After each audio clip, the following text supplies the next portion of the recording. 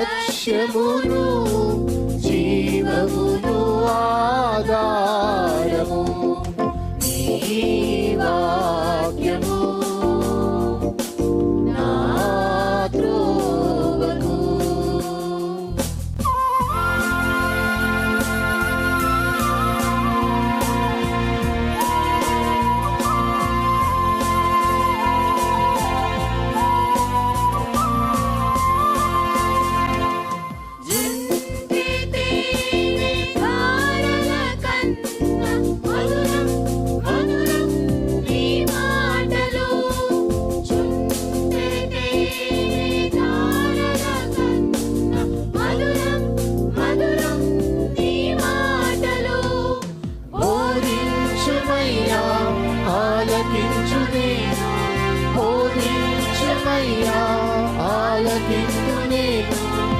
అనుసరింతునయ్యా ఆత్మశక్తితో, అనుసరింతునయ్యా.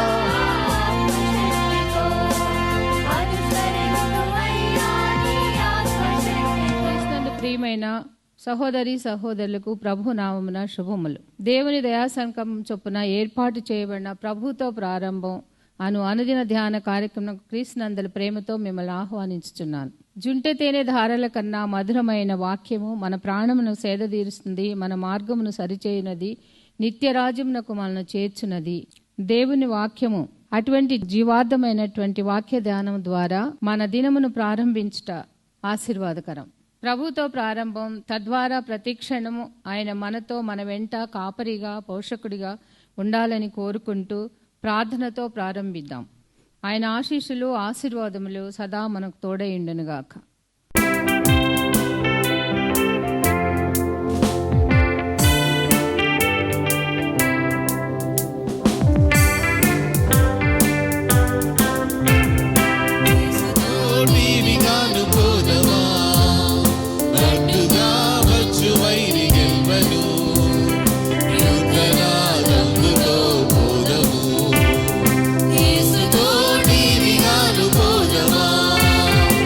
And you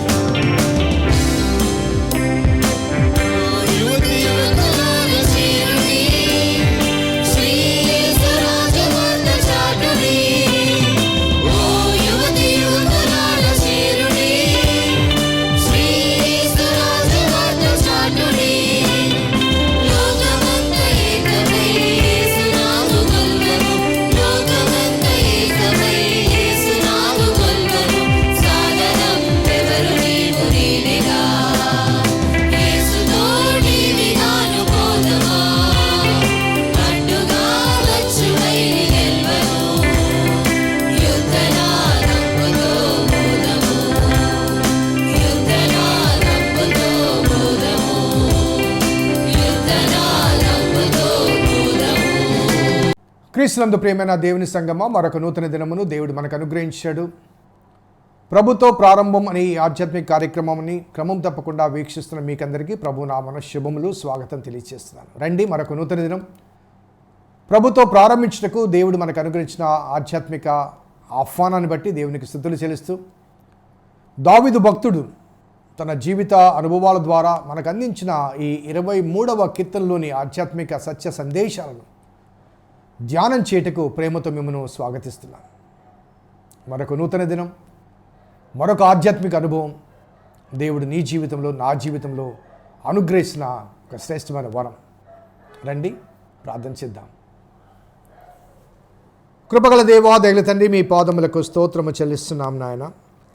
నీ ఉచితమైన దయా సంకల్పాన్ని బట్టి మమ్మల్ని ప్రేమించి మాకు మీరు అనుగ్రహిస్తున్న ఈ శ్రేష్టమైన శుభవర్తమానాలు బట్టి స్తుతులు చెల్లిస్తూ, నీ లేఖనాలు ధ్యానం చేస్తుండగా ఈ 23వ కీర్తనలోని చివరి వచనాన్ని, మొదటి భాగాన్ని ఈ దినము ధ్యానం చేయబోతుండగా మీరే మాకు నీ లేఖనాన్ని విశదపరచమని, విశ్లేషించమని మా రక్షకుడైన యేసు నామమున అడిగి వేడుకొంచున్నాం తండ్రి, ఆమేన్. 23వ కీర్తన 6వ వచనం. నేను బ్రతుకు దినములనియు కృపాక్షేమములే నా వెంట వచ్చును. నేను బ్రతుకు దినములనియు కృపాక్షేమములే నా వెంట వచ్చును. ఈ కీర్తనను 3 భాగాలుగా మనము విశ్లేషించాం. ఈ మొదటి భాగము, it was hour trust on God.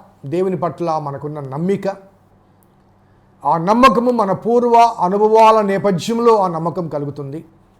గతంలో దేవుడు మన పట్ల ఏం చేశాడో, ఆ చేయబడిన ఆ సంఘటనలు కానీ, లేకపోతే దేవుడు మనల్ని కాపాడిన విధానం కానీ మనము నమ్మటానికి ఒక బేస్, ఒక ఫౌండేషన్ లాంటిది. ఒక ఫౌండేషన్ లాంటిది. ఆ పునాది మీద మన విశ్వాసాన్ని నిర్మించుకుంటాం.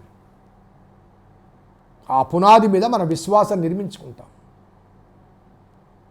ఒక గృహాన్ని నిర్మించుకోవాలంటే ఆర్కిటెక్ట్ దగ్గరికి వెళ్తాం. ఆ ఆర్కిటెక్ట్ ఒక డ్రాయింగ్ వేస్తాడు. సో ఆ గివెన్ ల్యాండ్లో, ఆ ఇవ్వబడిన ఆ స్థలములో మనకు వసతి కలిగే రీతిగా ఆ గివెన్ ల్యాండ్లో ఒక డ్రాయింగ్ వేస్తాడు. అది ఊహ. ఆ డ్రాయింగ్ మీద ఆధారపడి ఆ ఇంజనీరు భవనాన్ని నిర్మిస్తాడు. సో డ్రాయింగ్ వేసింది ఇంజనీర్ కాదు, కానీ ఇంజనీరు ఆ డ్రాయింగ్ ఎలా ఉందో దాని మీద కట్టుకుంటూ వస్తాడు. కట్టుకుంటూ వచ్చినప్పుడు ఆ ఆర్కిటెక్ట్ మైండ్లో ఏ రూపం ఉందో ఆ రూపం వచ్చేస్తుంది ఆటోమేటిక్.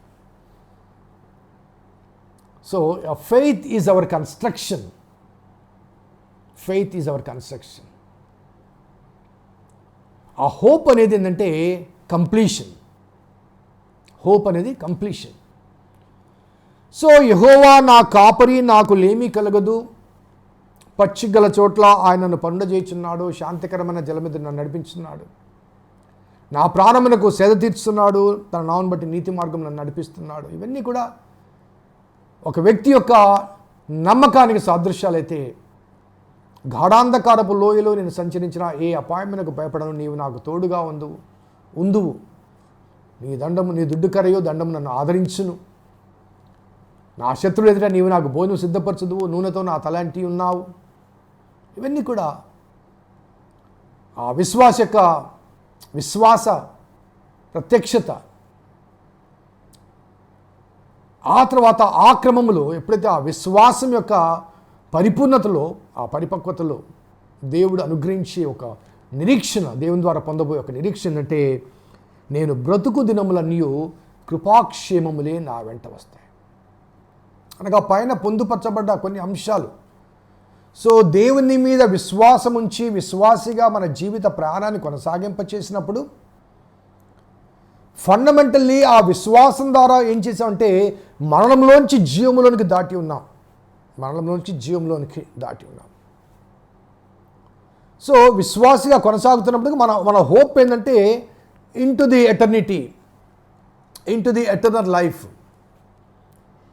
ఆ క్రమంలో ఈ లోక సంబంధమైన జీవితం జీవిస్తుండగా ఈ లోకాధికారి కలిగించే శ్రమలు కానీ, శోధనలు కానీ, ఇవన్నీ తట్టుకుంటూ ఎదుర్కొంటూ ముందుకు సాగాలి. ఎందుకంటే మన నాయకుడు, మనకు మార్గము, సత్యము, జీవమైన ఆ నాయకుడు తానే స్వయంగా శ్రమను అనుభవించాడు ఈ లోకము చేత, లోకస్తుల చేత, లోకానుసారమైన మనుషుల చేత. కాబట్టి ఆయన వెంబడించిన వారు కూడా ఆ శ్రమానుభవం గుండా వెళ్ళాలి. కానీ ఆ శ్రమ అనుభవాల్లో మన ముందుగా నడిచే కాపరి మనకు బదులుగా మనకు ఎదుర్కొయ్యే సమస్యలన్నీ, శ్రమలన్నీ ఆయన ఎదుర్కొంటూ సాల్వ్ చేస్తూ ముందుకు వెళ్తాడు. నేను గతంలో ఒకసారి చెప్పాను, గొర్రెల కాపరికి, మేకల కాపరికి, పశువుల కాపరికి ఉన్న డిఫరెన్స్. పశువుల కాపరి పశువులను ఆ మేత స్థలంలో వదిలేసి ఒక చెట్టు కింద సేద తీర్చుకుంటాడు. He doesn't care what happens, హాయిగా పండుకుంటాడు. మేకల కాపరి అయితే మేకలు వెనక ఉండి అటు ఇటు, ఎందుకంటే అవి చెలించిపోయి అటు ఇటు చెదిరిపోయే అవకాశాలు ఉన్నాయి కాబట్టి వాటి కొట్టుకుంటూ తోలుకుంటూ వస్తుంటాడు. గొర్రెల కాపరి తోలడం కాదండి, ముందు నడుస్తుంటాడు. ఎదురయ్యే ప్రతి సమస్యను సరళమైన మార్గంలో, సరైన మార్గంలో, క్రమమైన మార్గంలో ఆయన నడిపిస్తాడు. కాబట్టి any problems on this earth, ఈ లోకంలో ఎదురయ్యే ఏ సమస్య అయినప్పటికీ కూడా it is not our problem. He is there to deal with all our problems.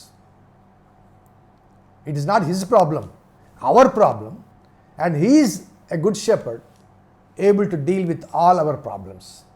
మన సమస్యలన్నింటినీ పరిష్కరించే దేవుడు మనకు ముందుగా ఉంటాడు. కాబట్టి నేను బ్రతుకు దినములన్నీ కృపాక్షేమములే నా వెంట వస్తాయి.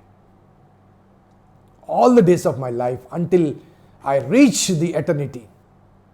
ఆ పరలోకం చేరేంత వరకు, లేకపోతే ఆ నిత్యత్వం చేరేంత వరకు ఆయన మరణంలోంచి జీవంలోనికి దాటింపచేసి ఆ వాగ్దానం మనకు అనుగ్రహించాడు. కాబట్టి ఆ పరమ కణాలు చేరేంత వరకు, ఆ గమ్యం చేరేంత వరకు కూడా నేను బ్రతుకు దినములన్నీ, all the days of my life,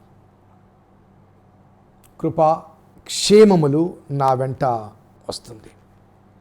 అది నా నిరీక్షణ. విశ్వాసిగా నా నిరీక్షణ అది. So what ever happens in my life, all through the days of my life, నా జీవిత కాలంలో ఏది జరిగినప్పటికీ కూడా నా గమ్యం కానీ, నా గమనం కానీ ఆ పరలోకమే. కాబట్టి అక్కడికి చేరటానికి ఎదురయ్యే ప్రతి సమస్యలో నేను ధైర్యంగా ముందుకు సాగుతాను. నా కాపరి నాకు ముందున్నాడు. కాబట్టి బ్రతుకు దినంలో ఆ కృప, క్షేమము అనే రెండు మాటలు. తెలుగు భాషలో కృప అనే మాట వాడబడింది, కానీ మనకు ఆ కీర్తన గ్రంథంలో చాలా చోట్ల కృప అనే మాటలు వాడబడ్డాయి. కానీ వాస్తవంగా అయితే పాత నిబంధన గ్రంథంలో కనిపించే ఆ పదము mercy, goodness and mercy.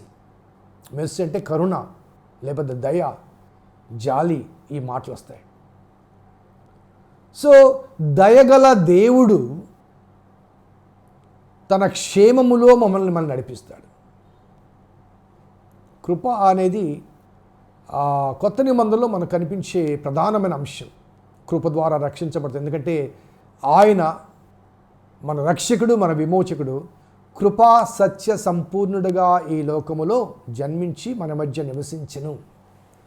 So కృప ద్వారా రక్షించబడతాం, కరుణ ద్వారా కాపాడబడతాం. So we must understand the difference. కృప ద్వారా రక్షించబడతాం, కరుణ ద్వారా కాపాడబడతాం. నేను గతంలో ఒక ఎగ్జాంపుల్ చెప్పాను. కోవిడ్ టైంలో ఒక ఇద్దరు విశ్వాసులు చాలా బలహీనపడి మరి వారి కోవిడ్ కాలంలో వారి భర్తలను ఇద్దరు కోల్పోయారు. ఒకరు కోల్పోయారు. ఇద్దరు హాస్పిటల్లో ఉన్నారు. ఇద్దరు భర్తలు హాస్పిటల్లో ఉండగా ఒకరు పోయారు, ఒకరు బ్రతికి బయటకు వచ్చారు. సో ఆ బ్రతికి బయటకు వచ్చినప్పుడు ఆ సహోదరు ఏం చేసిందంటే స్తుతి కూడిక పెట్టి సాక్ష్యం చెప్తూ, నా భర్త చాలా ప్రమాదకరమైన స్థితిలో, ఆక్సిజన్ అందక చనిపోయే స్థితిలో ఉండగా మరి దేవుడు మా ప్రార్థన ఆలకించి నా భర్తను బతికిచ్చాడు, దేవుడు తన కృప చూపించాడు అనే పదాన్ని ఆమె వాడడం జరిగింది. సో ఇమీడియట్గా ఎవరైతే తన భర్తను కోల్పోయారో ఆమె ఆ ఆరాధన తర్వాత నన్ను అడిగింది, పాస్టర్ గారు దేవుని కృపలో పక్షపాతం ఉంటుందా? ఎందుకమ్మా అన్న? ఆమె భర్త తిరిగి బ్రతికొచ్చాడు, దేవుని కృప చూపించాడు అన్నది. మరి నా భర్త తిరిగి రాలేదు కదా, మరి నా భర్త పట్ల దేవుడు తన కృపను ఎందుకు చూపించలేదు? నా భర్త పట్ల దేవుడు ఎందుకు తన కృపను చూపించలేదు? ఆ క్షణాన నాకు జవాబు లేదు. వాస్తవం ఆ క్షణాన నాకు జవాబు లేదు. కానీ తర్వాత చెప్పాను ఆమెకి, అమ్మా, కృప అనేది మనల్ని పరలోకానికి చేర్చడానికి ఆ పరలోక సింహాసనాసనుడు మన మధ్యకు వచ్చి కృప ద్వారా మనల్ని రక్షించి పరలోకానికి చేర్చాడు. కానీ ఈ లోకంలో జీవించిన కాలంలో ఈ బాధలు, శ్రమలు, బలహీనతలు ఇవన్నిటి నుంచి తప్పించబడ్డమన్నది దేవుని కరుణకు సాదృశ్యం. ఆయన వారి మీద కనికరపడి వారిని ముట్టి అంటాడు. కనికరానికి, కరుణకు, జాలికి సాదృశ్యం.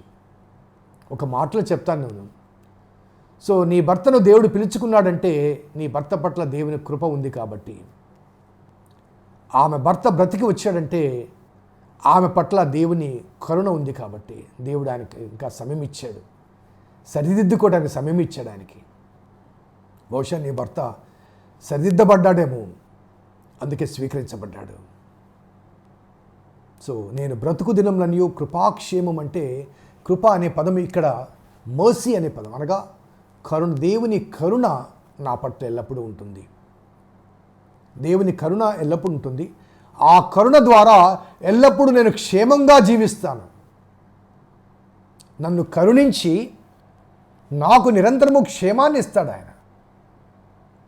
నేను బ్రతుకు దినంలో ఆయన కృప, అనగా ఆయన కరుణ, ఆయన క్షేమము నా పట్ల ఉంటుంది.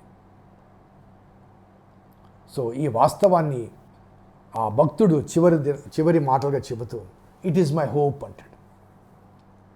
నా నిరీక్షణది. ఆ నిరీక్షణ అంటే ఈ లోకంలో జీవించిన కాలంలో, ఈ లోకాన్ని ముగిసిన తర్వాత కూడా నాకు దేవుని కృప, దేవుని కరుణ, దేవుని వాత్సల్యత, దేవుని క్షేమం నాకుంటుంది. సో కృప అనేది ఆ సెకండ్ స్టేట్మెంట్ రేపు ధ్యానం చేద్దాం. ఆ సెకండ్ స్టేట్మెంట్ ఏంటండి? చిరకాలము యెహోవా మందిరంలో నేను నివాసం చేసేది. So we deal this word tomorrow. ప్రార్థన చేద్దాం. కృపగల దేవా, దయగల తండ్రి, మీ పాదములకు స్తోత్రము చెల్లిస్తున్నాం నాయన. నీ ఉచితమైన దయా సంకల్పాన్ని బట్టి మరి ఈ 23వ కీర్తన మాకు చాలా విశదపరుస్తున్నారు ప్రభా. స్తుతులు చెల్లిస్తున్నాం. చాలాసార్లు కృపను, కరుణను రెండింటినీ కలిపి మేము ధ్యానం చేస్తుంటాం. కృప అనేది మమ్మల్ని పరమునకు చేర్చేది. కరుణ అనేది ఈ లోకములో మా జీవితాలకు క్షేమాన్ని కలిగింపచేసేది. అనగా కరుణ ఈ లోక జీవితానికి సంబంధించింది, కృప ఆలోక జీవితానికి సంబంధించింది. కాబట్టి కరుణతో క్షేమంగా నీ సన్నిధి చేరేంత వరకు మమ్మల్ని కాపాడే ఆ కరుణను మా పట్ల క్రొమ్మరింపచేస్తున్న దేవా, మీకు స్తుతులు చెల్లిస్తూ, అటువంటి కాపరి మాకున్నందుకు మేము ధన్యులమని భావిస్తూ, మా రక్షకుడు, మా విమోచకుడు, సజీవుడని యేసు నామమున అడిగి వేడుకొంచున్నాం తండ్రి. ఆమేన్. తండ్రి, కుమార, పరిశుద్ధాత్మ త్రియేక దేవుని దీవెన ఈ వాక్యం విన్న బిడ్డలకు, వాక్యాభిలాషులకు సదా తోడేండును గాక. ఆమేన్. God bless you. దేవుడు మిమ్మల్ని దీవించును గాక.